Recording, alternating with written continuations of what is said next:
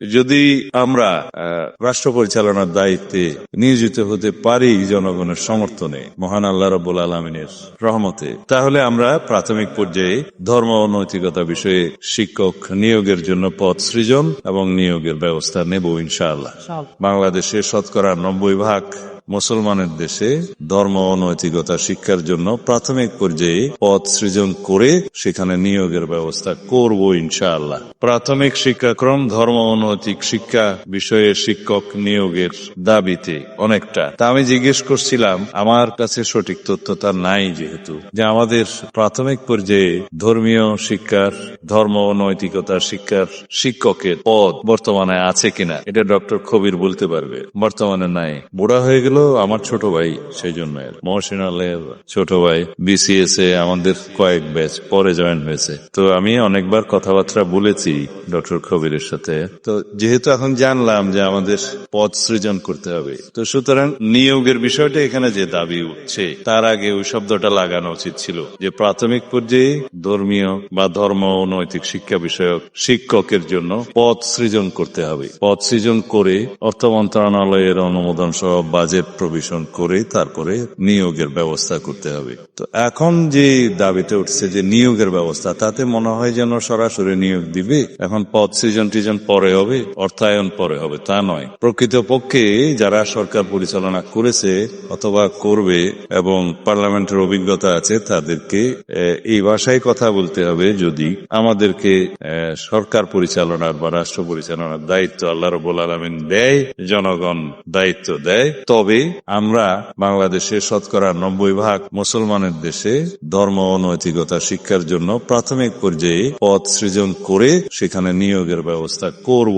ইনশাআল্লাহ। সেক্ষেত্রে সকলেরই সহযোগিতা প্রয়োজন, জাতির ঐক্য প্রয়োজন। এখানে প্রশ্ন আসবে, যারা শতকরা 10% জনসমষ্টি, তাদের বিষয়ে কি বক্তব্য থাকবে? আমরা যখন হাই স্কুলে পড়তাম, আমার স্মরণে আছে আমাদের ব্যাকরণ সহ একটা আরবি বই ছিল এবং ধর্ম শিক্ষার জন্য একজন বড় হুজুর ছিলেন। এখন আমার মনে পড়ছে সেটা ধর্মীয় শিক্ষক হিসেবে নিয়োগপ্রাপ্ত ছিলেন নাকি এমনিতেই একজন বড় হুজুর থাকতেন যিনি ক্লাস নিতেন। তবে দিনিয়াত নামে একটা পুস্তক ছিল, আমাদেরকে সেটা ম্যাট্রিক পর্যন্ত পরীক্ষাতে আমাদের সেই বিষয়ে ধর্ম শিক্ষা বিষয়ে পরীক্ষা দিতে হয়েছে 100 নম্বরের। এখন আছে কিনা আমি সঠিক জানি না, এটা আমার অজ্ঞতা। যদি প্রাইমারি লেভেলে থাকে, অবশ্যই উচ্চ মাধ্যমিক লেভেলেও থাকতে হবে ধর্ম শিক্ষা, ধর্মীয় শিক্ষক আছে নাই। এখন বাকি শিক্ষা, বাকি 10% জনসমষ্টির, তাদের কি হবে?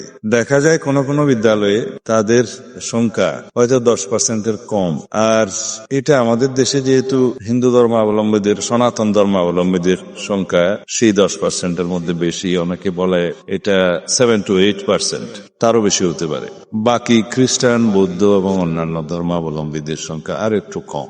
সেই বিবেচনায় ধর্মীয় নৈতিক শিক্ষার শিক্ষক যদি প্রত্যেক বিষয়ভিত্তিক নিয়োগ দিতে হয়, সেটাও আলোচনা করেই করতে হবে। আমরা কাউকে বঞ্চিত করতে পারবো না, সেটা শিক্ষার্থীর সংখ্যার ভিত্তিতেই সেটা নির্ধারণ করা উচিত হবে, সমতা বজায় রাখার জন্য। সেটা পরে আলোচনা হবে। আজকের জন্য যা বলতে পারি, নীতিগত কথাগুলো একটু পরে বলবো। সিদ্ধান্তমূলক কথা বা আমাদের প্রতিশ্রুতিমূলক কথাগুলো আগে বলি। যদি আমরা রাষ্ট্র পরিচালনার দায়িত্বে নিয়োজিত হতে পারি জনগণের সমর্থনে, মহান আল্লাহ রাব্বুল আলামিনের রহমতে, তাহলে আমরা প্রাথমিক পর্যায়ে ধর্ম ও নৈতিকতা বিষয়ে শিক্ষক নিয়োগের জন্য পদ সৃজন এবং নিয়োগের ব্যবস্থা নেব ইনশাআল্লাহ। কেউ তো তালি দিল, কেউ তো এগ্রিড হল।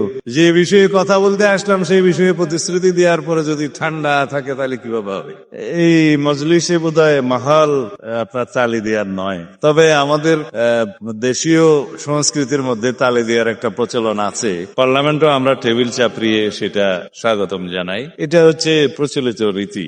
যাই হোক, আমি বুঝে নিয়েছি এখানে সবই হযরত উলামায়ে কেরাম, আমি হয়তো এখানে একমাত্র বাঙাল, সেই জন্য হইতে পারে। যাই হোক, নীতিগত কথা হচ্ছে যে জাতি ধর্মীয় এবং নৈতিক মূল্যবোধের উপরে দাঁড়িয়ে থাকে, সেই জাতি কখনো পরাধীন থাকে না। যেই জাতি অধিকার করার জন্য, যেই জাতিকে অ্যাগ্রেশন করার জন্য, ইংরেজি শব্দগুলো সোজা, যেই জাতির উপরে হেজিমনি ক্রিয়েট করার জন্য, মানে আধিপত্য বিস্তার করার জন্য, প্রথমে তাকে নীতি নৈতিকতায়, শিক্ষায়, সংস্কৃতিতে আঘাত করতে হয়। সেটা আমরা আঘাতপ্রাপ্ত হয়েছি।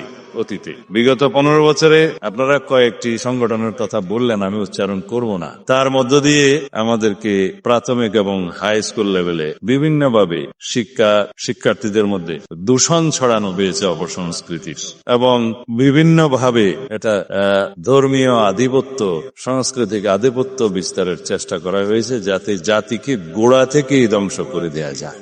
তার বিপরীতে আমাদেরকে নৈতিক শিক্ষা, ধর্মীয় শিক্ষা, সামাজিক মূল্যবোধ এগুলো প্রতিষ্ঠা করতে হবে প্রাইমারি লেভেল থেকে সর্বপর্যায়ে। তাহলেই পরে আমরা জাতিগতভাবে শক্ত ভিত্তির উপরে, মূল্যবোধের ভিত্তির উপরে, ধর্মীয় মূল্যবোধের ভিত্তির উপরে, সামাজিক মূল্যবোধের ভিত্তির উপরে, পারিবারিক মূল্যবোধের ভিত্তির উপরে আমরা দাঁড়িয়ে থাকতে পারবো। আমরা আমাদের মধ্যে যেন বিভক্তি সৃষ্টি করে ফেসিবাদকে সুযোগ এনে না দেই। সেই আল্লাহ রাব্বুল আলামিন আমাদের সেই প্রার্থনা কবুল করুন। খোদা হাফেজ। আসসালামু আলাইকুম ওয়া রাহমাতুল্লাহ।